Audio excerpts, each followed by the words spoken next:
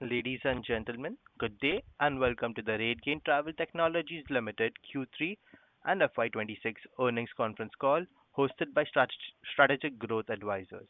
As a reminder, all participant lines will be in the listen-only mode and there will be an opportunity for you to ask questions after the presentation concludes. Should you need assistance during this conference call, please signal an operator by pressing star then zero on your touchtone phone. I now hand the conference over to Mr. Bhanu Chopra from Rategain Travel Technologies. Thank you, and over to you, sir. Thank you, and good afternoon, everyone. Thank you for joining Rategain Travel Technologies Q3 FY26 earnings call. This was quite a transformative quarter for us, operationally, strategically, and structurally. Let me first start by addressing the headline directly. We delivered revenue of 540 crores, up 94% year-on-year.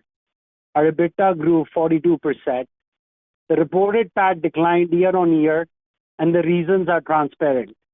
There was an increased amortization from acquisition accounting. There were deal-related costs, including diligence, severance, and alignment expenses, and finance costs related to acquisition funding. These are integration and accounting impacts, not a deterioration in the underlying business. And Rohan will cover these in detail during his commentary.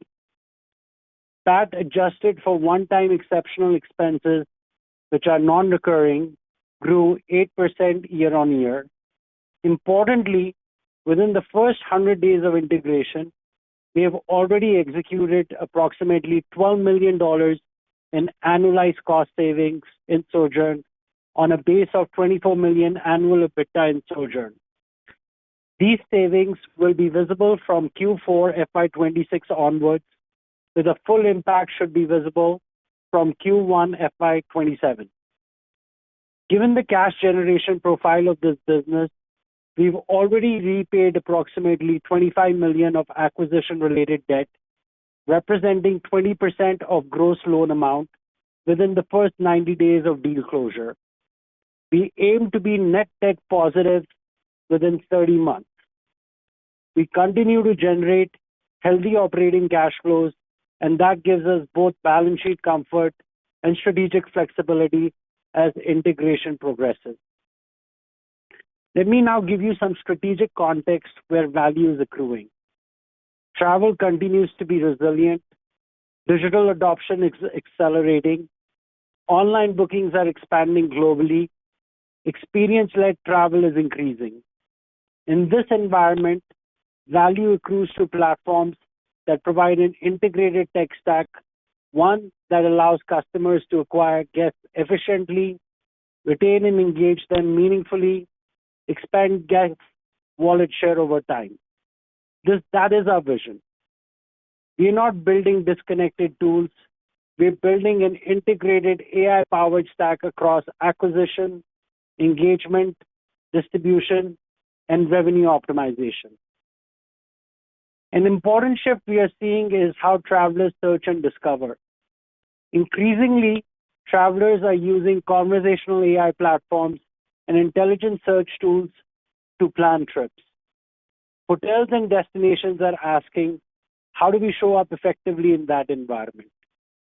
We have built integrations that allow our hotel partners to distribute structured content and availability seamlessly into these emerging discovery channels. In simple terms, as search behavior evolves, our customers remain visible and bookable. Another structural shift helping us win is our commercial model. Across our integrated tech stack, we are increasingly moving towards performance-linked pricing, where customers pay based on outcomes delivered. We monetize when we create measurable revenue lift. This allows incentives and reflects how modern commercial models are evolving, and it makes it very compelling for our customers. Let me now talk about engines of growth. Our engine number one in MarTech is scale, dominance, and integration. MarTech continues to be our largest growth engine. With the integration of Adara and Sojern, we're now the most dominant provider in the space of destination management organizations. No other provider even comes close. It's about a $90 million business for us, and no other provider combines travel intent data at global scale, closed loop attribution and booking measurement at that scale, deep long-standing relationships across destinations, enterprise-grade marketing execution. At our scale of data, we're uniquely positioned to capitalize on this segment, and that's what destinations care about. Integration is progressing ahead of plan, and we have already achieved $12 million in cost synergies within 100 days. We're working with BCG to bring the go-to-market teams of Adara and Sojourn together, aligning sales structures, account coverage, and cross-sell motions. This is about building one unified commercial engine. Soho update, erstwhile BCV. On Soho, the erstwhile BCV business, this was the only acquisition in our portfolio that was not profitable since acquisition. This quarter, Soho achieved profitability. This was driven by a large marquee account win, improved cost alignment, and sharper execution focus. It demonstrates that we can take underperforming assets and drive operational improvement. We're encouraged, and we remain disciplined in scaling it profitably. AI Concierge. Separately, AI Concierge, part of the Sojourn platform, is showing very strong commercial traction.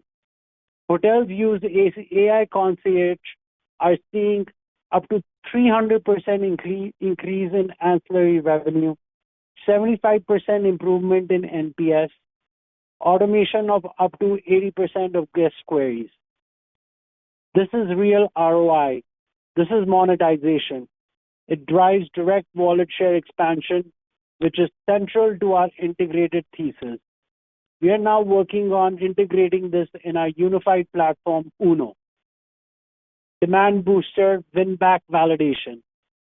Another important signal this quarter, a large customer that had exited approximately 18 months ago has returned via pilot on Demand Booster. They had moved due to industry consolidation, and their exit had impacted our organic growth. After demonstrating the revenue lift they were missing by moving away, they have re-engaged. This validates our product competitiveness. It validates measurable ROI we deliver. As we move into the upcoming quarter and achieve deeper integration, Demand Booster and Sojourn's hospitality marketing offerings will be sold as one unified solution. This allows us to combine performance marketing, audience intelligence, and direct booking optimization into a single integrated proposition for hotels. Similarly, Adara and Sojourn offerings will be streamlined and positioned as unified products, strengthening our cross-sell motion and simplifying the customer buying journey. This is where integration begins to translate directly into commercial acceleration. Let me talk about now our Engine 2, the DaaS embedded intelligence. Momentum is improving. We saw volume increases across air, car, and OTA customers, along with net new customer additions. Navigator, our solution for hotels, has undergone a meaningful evolution. We have moved beyond dashboards and historical reporting. Navigator now delivers AI-assisted commercial clarity, translating complex demand, pricing, and competitive data into decision-ready actions for revenue managers. Instead of just showing data, it answers, where should I price? Where am I losing share? Which demand segments are shifting? Similarly, Rev AI Clarity in Car simplifies pricing complexity into actionable insight. Rategain continues to strengthen parity intelligence and competitive pricing visibility. Singapore Airlines extended its long-standing partnership, reinforcing trust in our pricing intelligence stack. Across DaaS, we're embedding intelligence into workflows, not adding just surface-based analytics that creates durability. Uno Viva, our AI voice success. We launched Uno Viva, our AI-powered voice agent. The first key implementation has delivered very encouraging results, including measurable booking conversions. We see a big opportunity for this product in Europe and US, where labor shortages are a real problem. Viva turns inbound intent into direct bookings in real time. As hotels focus more on direct revenue capture, voice automation becomes a powerful lever. We see this as a meaningful long-term opportunity within distribution. AI embedded across the stack. There is broad market noise around AI. Our approach is disciplined and practical. We're embedding AI into commercial decision loops, not laying superficial features. Across the platform, we now offer Demand AI for smarter audience targeting, Rev AI for pricing intelligence, Smart ARI within our AI-powered channel manager for real-time rate and inventory optimization, Navigator AI for demand forecasting and decision clarity, AI Concierge for in-state revenue expansion, and Viva Voice AI for direct booking capture. This intelligence spans marketing, pricing, distribution, and guest engagement. That integrated stack is really our moat. Let me now talk about our organic growth and integration trajectory. The organic year-on-year growth for this quarter was in 4 to 5% range, primarily due to some December-end revenue getting deferred to January 2026. Organic EBITDA for Q3 was 17.5%. Overall, we are confident of beating our FY 2026 RG organic revenue and EBITDA guidance, which was issued at the start of the financial year. Organically, we should end the full year at 6% plus organic growth and between 17.5 to 18% EBITDA. 9-month bookings have seen over 30% year-on-year growth. It's a strong lead indicator of future revenue. Our Q4 should see double-digit organic growth. Combined with pipeline strength, cross-sell traction, product adoption, and the unified product motion underway, this gives us confidence in a return to double-digit organic growth in the current quarter and going forward. As integration synergies scale and our unified go-to-market motion matures, we expect operating leverage to improve progressively over the coming quarters, strengthening our platform and improving our long-term scalability. Let me now talk about people and culture and how we're scaling with strength. With the addition of Sojourn, we are now over 1,300 strong globally. We harmonize policies and benefits across regions to truly build one Rategain. We were recognized as a great place to work in India for the 7th consecutive year. As we scale globally, culture becomes a competitive advantage. Now I want to talk about our ET Corporate Excellence Award. This quarter, we were named Emerging Company of the Year at the ET Corporate Excellence Awards. This is one of India's most prestigious corporate recognitions. The jury comprises of highly respected business leaders, industry veterans, and institutional decision makers. To be recognized alongside some of the most iconic business leaders in the country, including this year's distinguished awardees, is both humbling and validating. It reinforces the credibility of our acquisition strategy, the strength of our integrated platform thesis, the discipline of our execution, and the ambition of our long-term vision. It signals that Rategain is not just growing, it's being recognized as the highest institutional level. So in closing, Q3 was a quarter of integration and validation. We delivered 94% revenue growth, achieved $12 million in annualized integration synergies within 90 days of deal closure, grew adjusted PAT at 8%, turned Soho profitable, saw strong traction in AI Concierge product, won back a key demand booster client, began unifying demand booster and Sojourn into an integrated commercial offering, launched Viva successfully, strengthened our DMO leadership position, advanced Navigator towards an AI-driven commercial clarity, and delivered 30% bookings growth as a leading indicator of organic acceleration. We are building an integrated AI-powered travel tech stack focused on guest acquisition, guest engagement, and guest wallet share expansion, and we are doing so with measurable outcomes. With that, we'll now hand it over to Rohan to walk you through the financials. Thank you. Thank you, Bhanu, and a very warm welcome to everyone on this call. It's a pleasure to connect with you all. Starting with the update on the numbers for Quarter 3 FY26. We have reported our highest ever quarterly revenue of INR 540 crores. This revenue includes 2 months of Sojern's revenues getting consolidated for the first time. It's important to note here that seasonally, November and December are the softest months in Sojern. RG Organic continued to report strong numbers despite some quarter-end revenue getting deferred to Q4. RG Organic grew at 4.1% year-on-year and came in at INR 290 crores. You'll all recall that we had reported our highest ever revenue in Q2 at 295 crores. Q3 has been able to maintain that trend. RG Organic is poised to grow at double-digit growth in Q4 on the back of strong booking momentum, leading to overall organic annual growth in line with the guidance issued at the start of the year.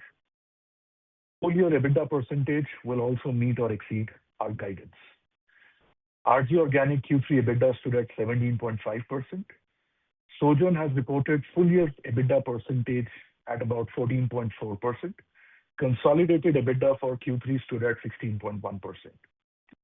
We have reported PAT of INR 26.5 crores in this quarter. While Bhanu has touched upon this in his commentary, I'm going to explain this in a bit more detail since I'm sure this is important to project EPS for FY27 and beyond. So we can basically split the bridge from EBITDA to PAT into 2 parts, one-time and recurring. The one-time non-recurring amount which has been recognized in Q3 is INR 34.6 crores.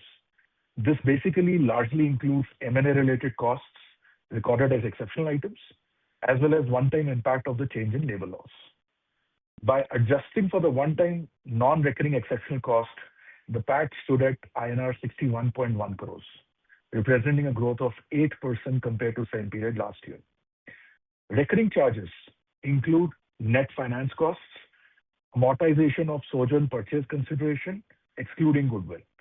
The amortization amount can be expected to be $2.823 million per quarter because the provisional PP exercise is now complete. A lot of you had questions around this in our earlier call, and we just thought we should clarify this number. The finance cost is right now trending at 1.6 million per quarter. This will keep reducing as we repay the principal. Q3 numbers factor in 2-month impact of these costs.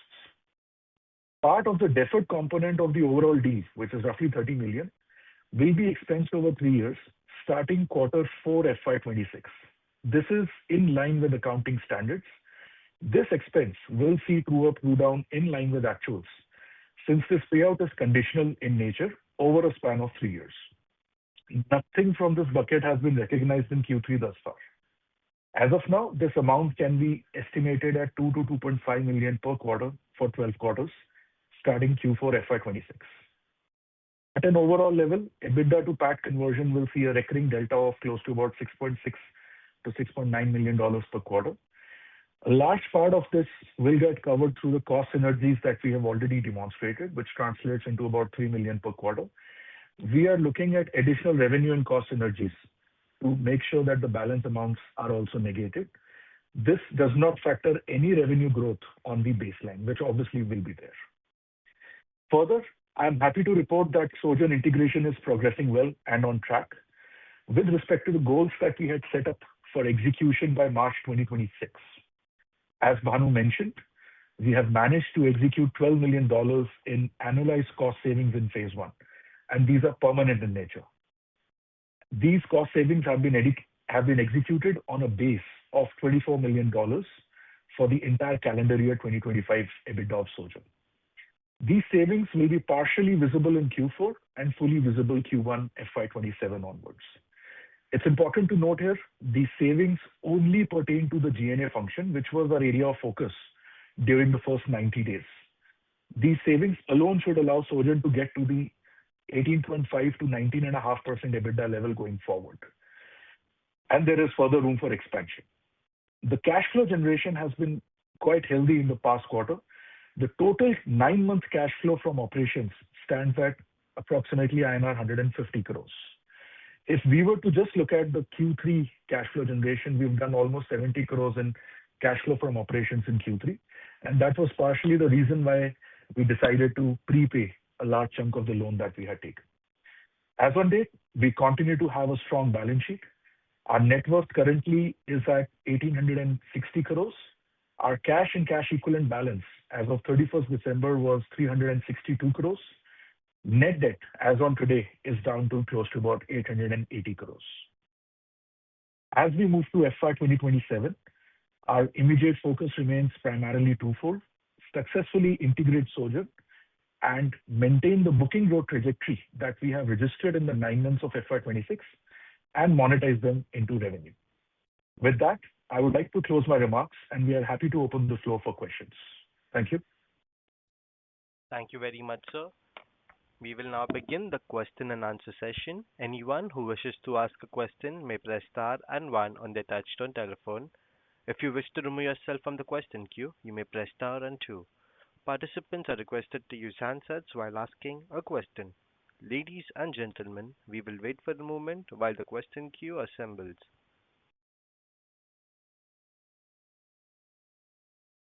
The first question is from the line of Deep Shah from B&K Securities. Please go ahead. And thanks, guys, for such detailed opening remarks. Very useful. I'm sure it has helped a lot of people on the call. One question I still had was if you could provide some further clarity on how similar or different are the offerings of Sojern versus our market. Is there something very different in terms of the product profile, customer profile, receivables cycle? And the reason, the context is that you guys mentioned that November, December is the weakest for Sojern. So is there something very different in terms of geographies? I think some clarity over these things would be very useful. That's it from my side. Thank you. So Rohan, I'll take the first part, and then you can address the question on the Q3 seasonality bit. So the offerings are actually, this is our first acquisition where we have acquired a company with very, very similar offerings. In fact, as I mentioned in my opening remarks, we were going head on head against Sojern in the destination management space, and we were literally the top 2 providers for the DMO segment. And with the combination now, we become a very, very dominant provider in this customer segment. So the offerings were very, very similar in nature. And as we bring the platforms together, one of the offerings was about measuring the efficacy of the digital marketing, and bringing the platforms together makes the measurable attribution a lot more effective. And our measurement product will be the only product available in the marketplace to measure the efficacy of your digital marketing dollars for DMOs. So both from a go-to-market perspective as well as combining the platform and the data that's available in it makes it very, very strong. Similarly, on the property side, they were a more seasoned and mature and scaled player in digital marketing as opposed to our demand booster product. They were almost 7 or 8 times our size. And by bringing it together, we will be able to take advantage of the very high number of properties that they have, which is about 13,000, and be able to cross-sell and upsell our integrated tech stack, which is Uno, where we are able to combine all the capabilities to offer the ability to do guest acquisition, guest engagement, and guest wallet share expansion. And there are a couple of other capabilities that were part of our vision that we didn't have in our stack, especially around the AI concierge that I talked about that enables in-stay engagement with the guest and also is a great ancillary revenue generator for the customers. And we are very pleased to have that in our stack. So overall, even for the hotel property business, having this one integrated tech stack uh, is very compelling and very powerful. And we would be one of the only few companies to possess, all these capabilities in one unified platform. And as I indicated, we're combining the demand booster and the Sojourn digital marketing capabilities into one platform within this quarter. In fact, from a go-to-market perspective, we have now a unified solution that we are taking to the market.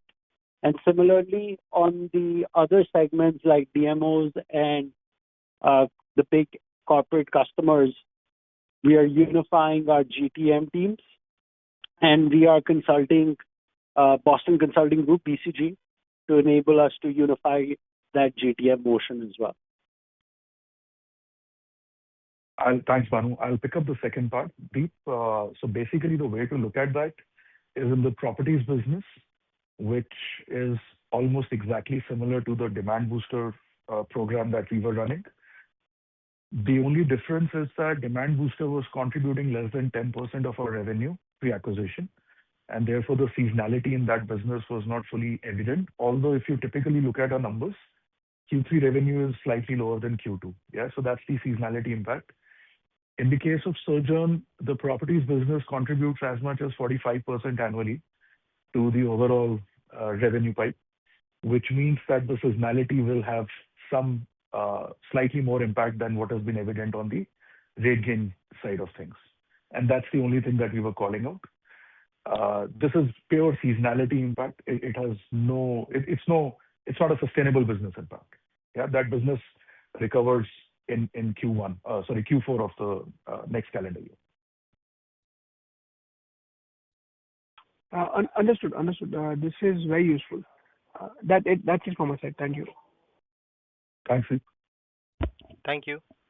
The next question is on the line of Naeem Patel from Bastion Research. Please go ahead. Hi, thank you for this opportunity and congratulations on a good set of numbers. So my first question was for Rohan on some bookkeeping data points. So how has our other older offerings such as Adara, organic offerings have grown in this quarter on a year-on-year basis as well as quarter-on-quarter basis for the MarTech segment? And secondly, on that front as well, that if I see our EBITDA on a quarter-on-quarter basis, organically it has gone down from 18.2 to 17.5. So was that due to the acquisition-related expenses that we have not able to sustain it this way, or was there any other reason? So the first question, the answer to that is that Adara has grown at about 19.8% year-on-year in Q3. Yeah?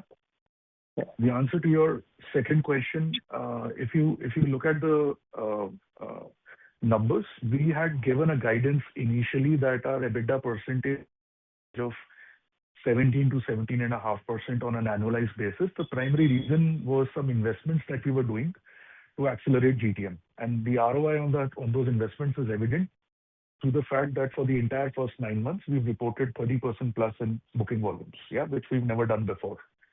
So that's the only reason why you are seeing a partial dip in the numbers. It's in line with the guidance and expectation that we had set up earlier at the start of the year. It's important to note here is that we don't capitalize any costs, right? Whatever costs we are incurring is getting expensed straight away in the same financial year. The delta from 18.2 to 17.5 does not include any M&A related expenses. All M&A related expenses have been called out as one-time exceptional costs, which is part of the 34.6 crore number that you'll see in the exceptional items. Understood. And what was the growth for overall MarTech segment, excluding Sojourn? You mentioned Adara, but I wanted it completely. Yeah. Sorry, come again, please. Yeah. So what was like you had mentioned 19% growth on Adara, but excluding Sojan, we have other offerings in Martech as well. So for Martech overall, excluding Sojan, what was our YOY growth? Close to about 11%, 11.5%. Understood. And my second question was for Bhanu, that currently, there are many AI platforms coming in, and there's some uncertainty in the market as well. So how do you see those offerings benefit our current offerings such as DaaS distribution, and which of them do you see, threat come as a threat to our offerings, if that's the case at all? Some more clarity or color would be very helpful. Yeah, so both externally and internally, we have taken a lot of AI initiatives, and I covered some of them in my opening remarks. So we launched our Viva product, which is an AI voice agent. So if you call a hotel, our AI agent would pick up the call and answer any questions around the hotel, or even make a booking or do any upgrades.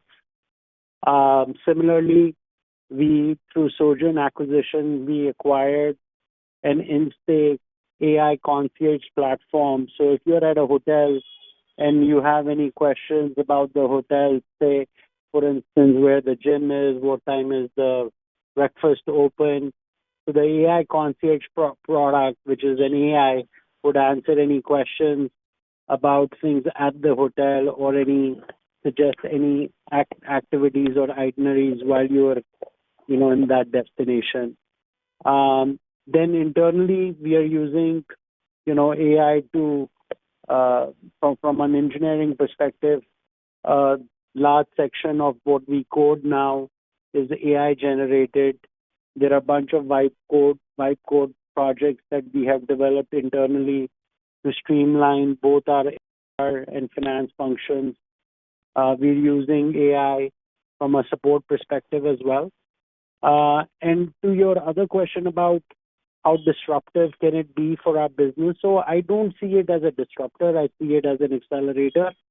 And I talked about, a lot of those initiatives we are taking. I think the fears about AI eating up SaaS are a little overblown. I, in fact, wrote a LinkedIn post also on it.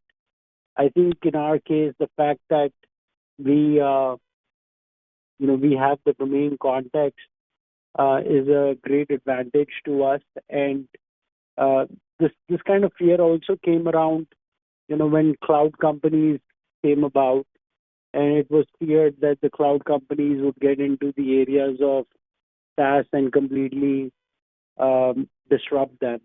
But ultimately, what happened was SaaS grew as a result of, the cloud companies. So I see a similar pattern play out here as well, where I don't see it as an disruptor, but I see it as an accelerator. Thank you. Thank you very much, Rohan and Bhanu. That's all from my side, and best of luck to you. Thank you. Thank you. The next question is on the line of Parth Agarwal from Bastion Research. Please go ahead. Hi. Thank you for the opportunity. I had just one question. So, in FY2026, we have essentially, decided to do a lot of GTM, marketing, and the benefit of which is also visible in our order wins, in the last 2-3 quarters. But is there any other, benchmark or success rate that you're seeing that this entire exercise has been, fruitful for us? Hello? Hello? Yeah. So if you look at our GTM investments, the total investment. Hi. I hope I'm audible.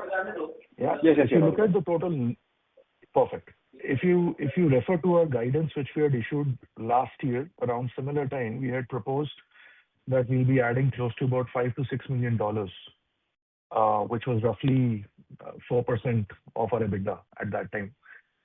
back in building out a GTM team base.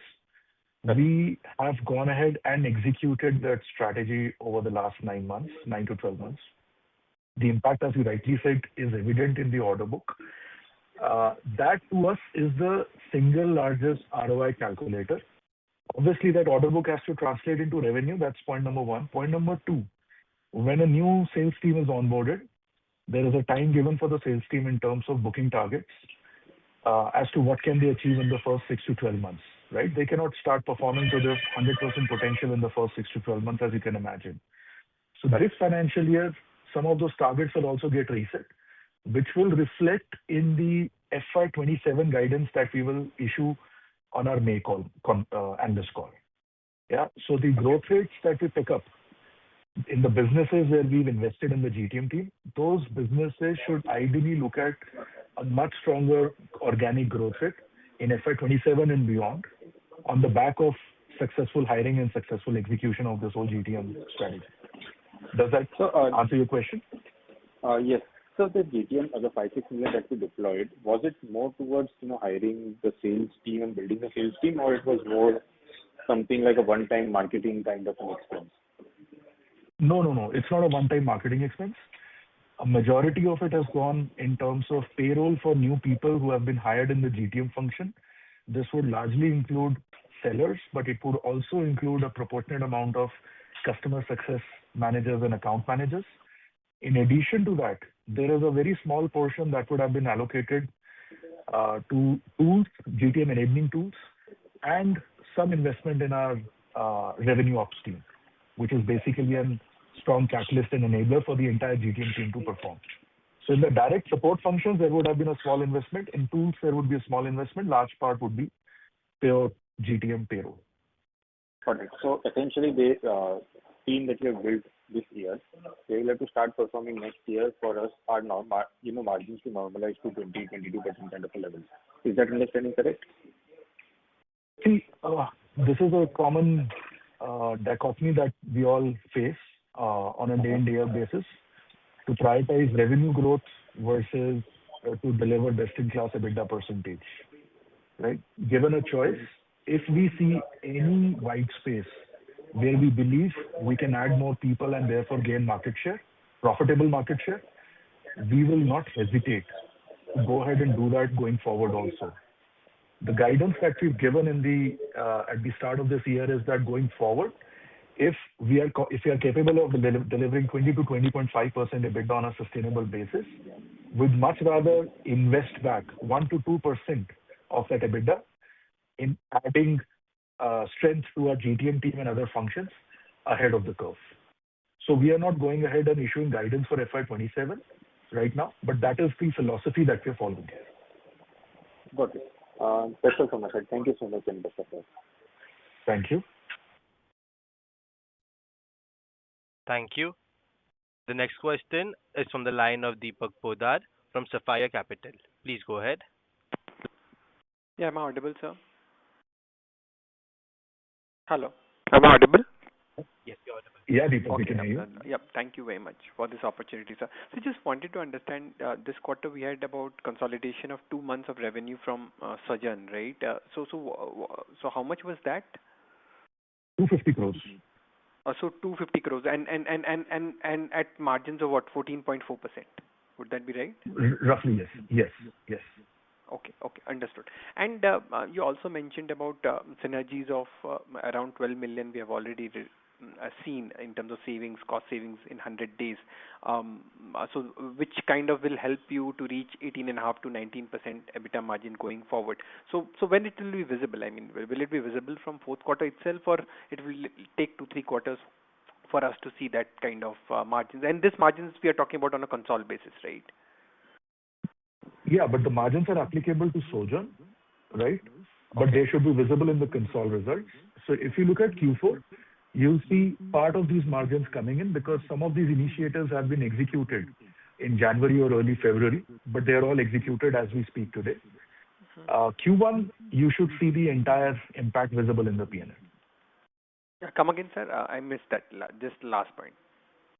I'm saying some of these $12 million integration levers have been executed during January and early February as well.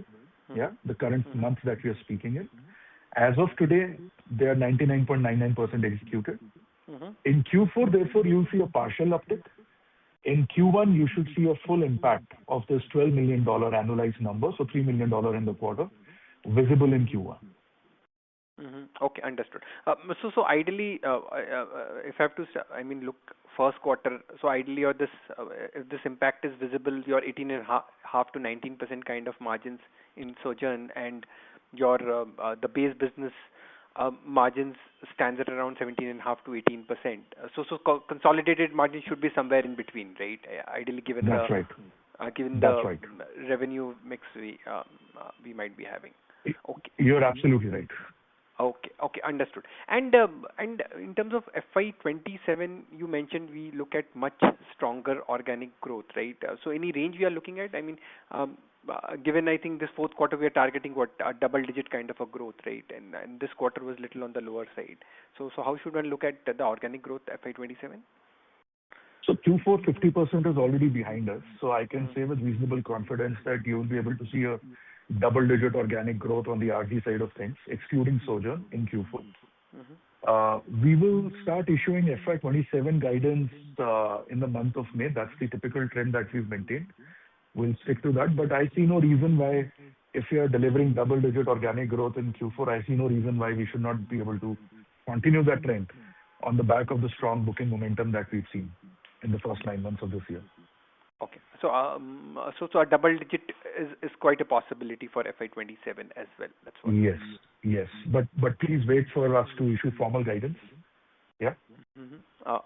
Fair point. And just the last thing on the EBITDA margins, that the point that you are making to the last participant of 20.5% is what our threshold margin would be, and any incremental we would like to invest back in the business. So with that philosophy, we would be working, right? So what I said to the last participant was that 20% is something that we can sustainably deliver. Yeah. We have done 21 also, but 20.5 is something that we can sustainably deliver. Our intent would be to reinvest up to 10% of that EBITDA, which takes it to 18.5%, right? To reinvest 10% in growth and investment cases wherever we are satisfied with the ROI, the risk parameters are within our acceptable range, and things like that. It's not a necessary investment every year, but wherever we can find those white spaces, we will actively invest ahead of the curve. Okay, so effectively at 18% would be a sustainable long-term margins that one might look at for this business. Yes, at a consolidated 18.5 with Sojourn consolidated is something that we are looking to deliver. Okay. Sorry to interrupt, sir. Yeah, I'm done. Thank you very much, sir. Wish you all the best. Thank you. Thank you. The next question is from the line of Miten Shah, from an individual investor. Please go ahead. Yes. Hello. Am I audible? Yes, Miten. Yes. So thanks a lot for giving the opportunity, and heartiest congratulations, Bhanu. I don't know if you recollect, I'd asked you, whether we'll be able to meet the 2,000 crore target that you set for FY27. And it seems that we might very well achieve this, by the end of next quarter or maybe Q1 FY27. So heartiest congratulations for that, and really appreciate the hard work that you've done for this and the entire team. So my next question would be, having said that, we have almost achieved, doubling the revenue of so-called 2,000 crore well before FY27, what would be the next target? Yeah, so internally we have set a goal of $1 billion by 2030. Oh, that's too far away. Okay. It's only 4 years away. Okay, I've been almost 4 years invested as of now. Yeah, so we've, if you look at our history, we are now 10 times the revenue. When we came into the public markets, we were about 300 crores, and now we are run rating close to 3,000 crores. So it's in 4 years. So with that space, I feel quite comfortable. We just need to do 3 times from here. No, I'm equally excited to be going along with this company since almost last 4 years. I really love the way the company is working. So my next question would be, Bhanu, I've been seeing lot of small companies emerging from India, digital companies, offering hotel management suites. I had even asked earlier regarding a company named as Gestara. I don't know if you recollect. I see some more names like Anticipatory and all those. Are we by any chance, just casting a glance to these companies as to what are they doing, and could they be a potential acquisition or a threat, or whatever you may be able to foresee from these names? Are we going through these names by any chance? Yeah, so we maintain a very, very active M&A machinery. We have a dedicated team. So we run a robust corporate dev program, and we continuously looking at all kinds of companies, and I'm sure we've gone through some of these names as well. I mean, the database that we have is of over 1,000 companies, and we are constantly evaluating them on merit. And wherever we see an opportunity, we progress our conversation. So, I mean, I can tell you right now, it's definitely must be evaluated by our teams, but it hasn't shown up on my radar. I think if there is some merit, it will show up on my radar. Yeah, I know these are very small, and I had received a response that the company is normally looking for anyone which is 5 million northwards, and these are pretty much smaller. So I can understand. But the only thing is because I see a lot of names cropping up from these sectors, So that was good. But that's all, from my side, and I've really enjoyed this ride since almost last 4 years, and wish you all the best and heartiest congratulations once again. Thanks a lot, Bhanu. And then Thank you, sir. Thank you. The next question is from the line of Anmol Garg from DAM Capital. Please go ahead. Yeah, hi. Thanks for the opportunity. A couple of things that I wanted to understand. Firstly, if I look at our total customers, that has not increased despite a Sojourn acquisition coming in. Does that mean that most of the customers, there is an overlap between Sojourn and Rategain? No, I'll take that. Hi, Anmol. What we are doing is we are reevaluating the methodology through which we report our customer count, right? Because there's a difference in the way we look at customers in a parent-child grouping versus how Sojourn looks at it. So this quarter, we have just shown the Sojourn count of customers as is. In the next quarter, you'll see a harmonized count of customers. Yeah, the overlap is less than 5% at an overall level. Okay. So the current customer count is basically the Rategain customer count, not the Sojourn is not included in this number. Yeah, the current Rategain customer count hovers at around 3,200. Sojourn talks about 13 to 14,000 customers. Yeah, but we didn't want to just add the two and report it. It didn't make sense to us because the methodologies are different. So we'll report a harmonized number Q4 onwards. But that's the individual customer count. Okay. Secondly, if I look at our DaaS revenue on a sequential basis, then it's more or less range bound. However, 2 months of Sojourn acquisition has been taking place in this quarter. So just wanted to understand how is the classification over there? Sojourn does not have any revenue which is getting classified in DaaS. That was only the case for the Adara business. Yeah, so Sojourn entirely sits in the MarTech division. And excluding the Adara DaaS business, which Anmol, you'll recall, we've been sharing active commentary on this. Strategically, it didn't make sense. It did not make sense for us. So that business has been gradually unwinding. Yeah, there's no rush to unwind it, but it's been gradually unwinding. If you were to exclude that business, our DaaS business is growing at 10 to 12% year on year. Understood. And thirdly, is that should we expect that the initial investment cycle that we were doing for our revived GTM strategy is now largely complete, or there would be some impact of that in the fourth quarter as well? No. So other than a few offers which might be pending for rolling out, yeah, as part of the original investment plan and the sustainable accrual of the payroll expenses. There is no other expense item that's likely to hit Q4, right? So if a person has joined in November, the full payroll has not reflected in the Q3 numbers. To that extent, there'll be true ups. So from that perspective, should we expect that on a sequential basis, basically our margins should inch up in fourth quarter? Yes. Not just because of that, but a few other reasons. Expecting better than Q3 margins in Q4. Okay. Understood.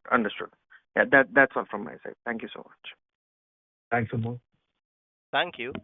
The next question is from the line of Aditya Jawar from AK Investments. Please go ahead. Yeah, thanks for the opportunity. I have a few questions related to Sogen. Is Sogen reporting gross revenue or it is net revenue only?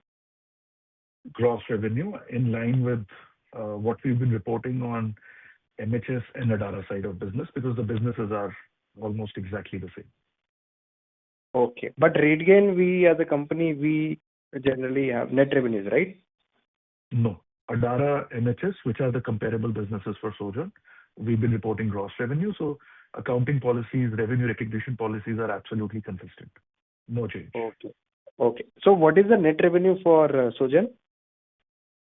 We will avoid reporting those granular numbers. Okay. My question to Bhanu is a little broader one.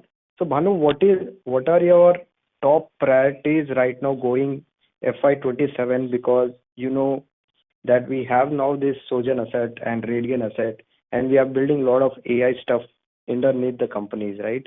So what are your top priorities on top of your mind for next year or upcoming 1 or 2 years for the Rategain to build or leverage on this AI tools or stack or whatever comes to your mind?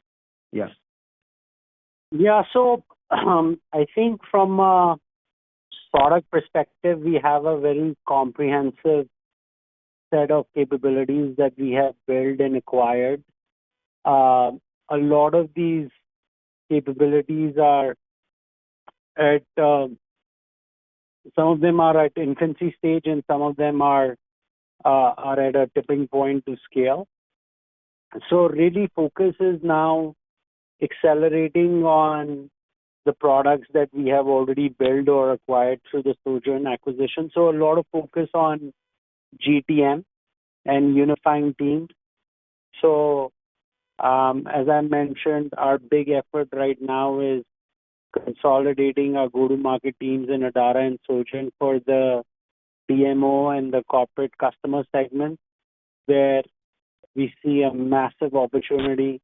Given in DMOs, we will be in a very, very dominant position, and that should give us significant pricing power as well.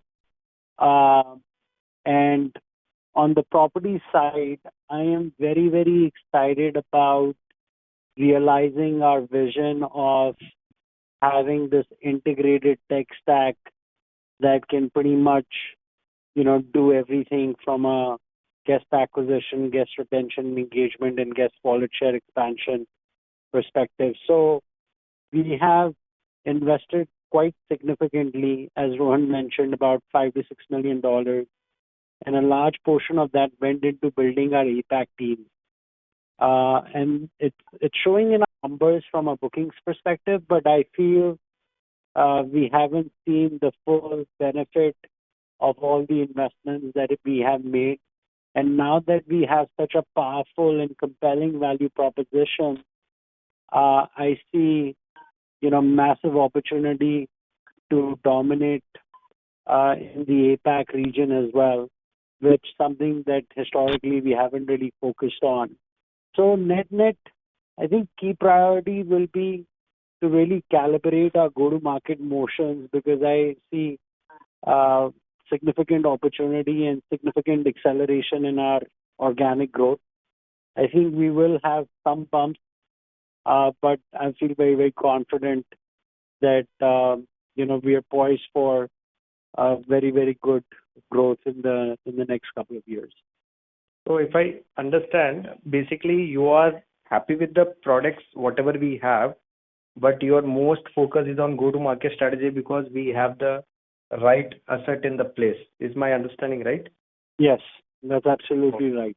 That's And the one right more way to thing, sum it up. yeah, yeah. And one more thing, in this agentic world, right? I mean, a lot of agents are coming through.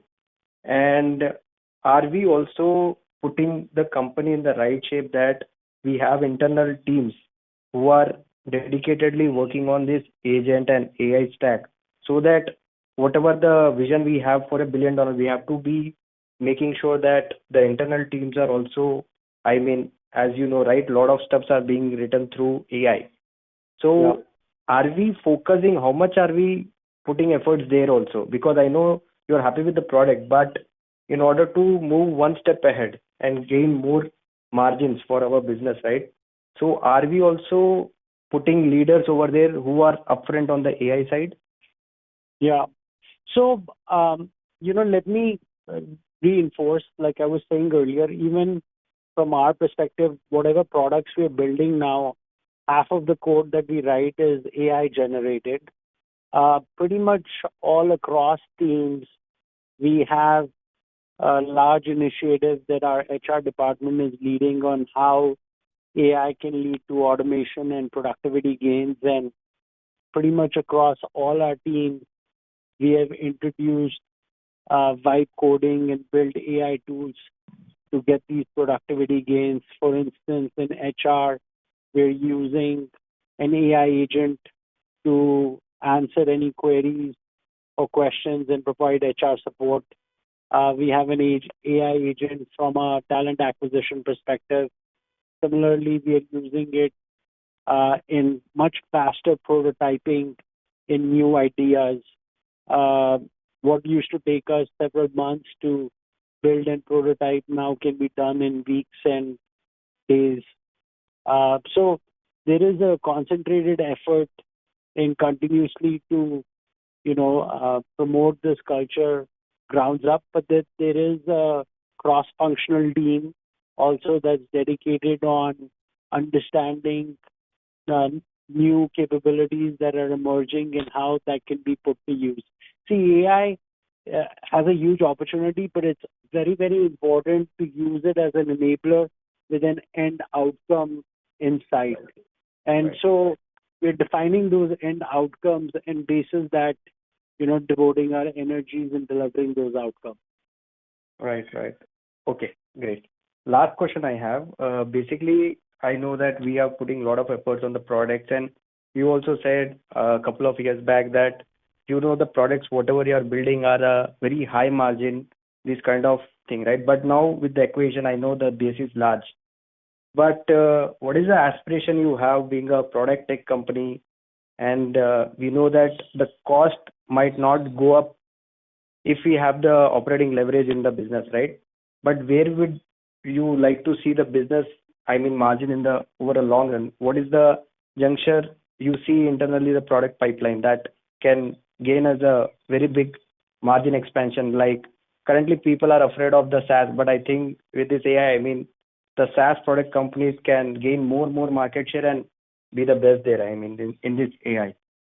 So what is the aspiration you have on this? That's my Yeah, so I think Rohan addressed this in his commentary earlier.